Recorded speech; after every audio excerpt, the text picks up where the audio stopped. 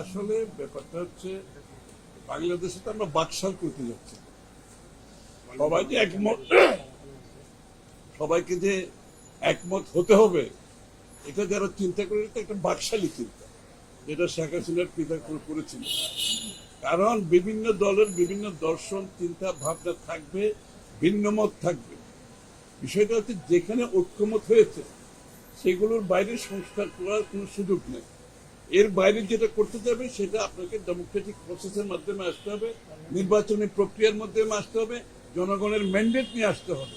সুতরাং যেগুলো ঐক্যমত হয়েছে এই বিষয়গুলো জাতির সামনে কেন তুলে ধরা হচ্ছে না, এটাই প্রশ্ন। অলরেডি সবাই সাবমিট করে দিয়েছে, অনেকদিন সময় চলে গেছে, আলোচনা শেষ। আপনি এটার জন্য এক সপ্তাহ বেশি সময় লাগবে না। কোথায় ঐক্যমত হয়েছে জাতিকে জানান, কোথায় ঐক্যমত হয়েছে জাতি জানুক, এবং ওই ঐক্যমতের ভিত্তিতে আমরা সনদ সই করে দিয়ে নির্বাচনের দিকে এগিয়ে যাই। খুব সহজ ব্যাপার, এর বাইরে যাওয়ার তো কোনো সুযোগ নাই। সুতরাং আজকে যে প্রেক্ষাপট, এই প্রেক্ষাপটে নির্বাচনী রোড ম্যাপ না দেওয়ার কারণে জনগণের মধ্যে যে সংশয় সৃষ্টি হচ্ছে, জনগণের মধ্যে যে প্রশ্নের উদ্রেক হচ্ছে, এতে গণতন্ত্রের আগামী দিনের গণতন্ত্রের জন্য, নির্বাচনের প্রক্রিয়ার জন্য ভালো কিছু বয়ে আনবে।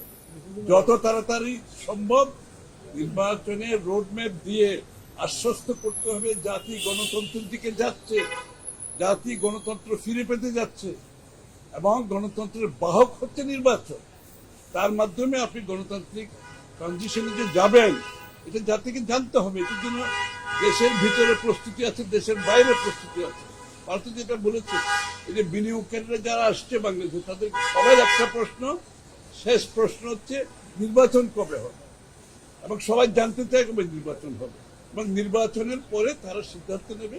দেশের ভিতরের বিনিয়োগকারী, দেশের বাইরের বিনিয়োগকারী, শুধু বিনিয়োগ তো নয়, যত স্টেক হোল্ডার বাংলাদেশের সাথে কাজ করছে সবাই সিদ্ধান্তের ব্যাপার আছে, সবাই অপেক্ষা করছে নির্বাচনের জন্য। সুতরাং যেখানে ঐক্যমত হয়েছে এগুলো ডিক্লেয়ার করে সনদ সই করে দিয়ে নির্বাচনের রোডম্যাপ অতি সত্ত্বর দিয়ে এই সংশয় থেকে জাতিকে মুক্ত করেছে। সবাই গণতন্ত্রের পথে চলতে চায়, সবাই গণতান্ত্রিক অর্ডার ফিরে পেতে চায়, বাংলাদেশের মানুষ তার মালিকানা ফিরে পেতে চায়। ধন্যবাদ।